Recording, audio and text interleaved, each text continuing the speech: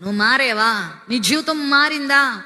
ఇంకెప్పుడు నీ జీవితం మారేది? సౌలు పౌలుగా మారినట్లుగా నువ్వు కూడా మారాలి. మారడం అంటే మతం కాదు, నువ్వు మారేది జీవితం మారిందా?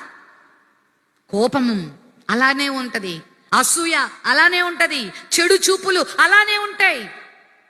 ఇంత సమయం నీకు ఇవ్వాలి. మార్పు అంటే ఇది. మారేవా? నీ బుద్ధి మారిందా? నీ చూపులు మారినయా? నీ తలంపులు మారినయా? నీ ప్రవర్తన మారిందా? నీ పనులు మారినయా? పాత జీవితానికి ఇప్పుడు నువ్వు జీవిస్తున్న జీవితానికి తేడా వచ్చిందా? అలా రాకపోతే నువ్వు చాలా ప్రమాదంలో ఉన్నావు. మారాలి, ఎవరైనా మారాలి, మారు మనసు పొందాలి. మారేవా? నీ చూపులు మారినయా?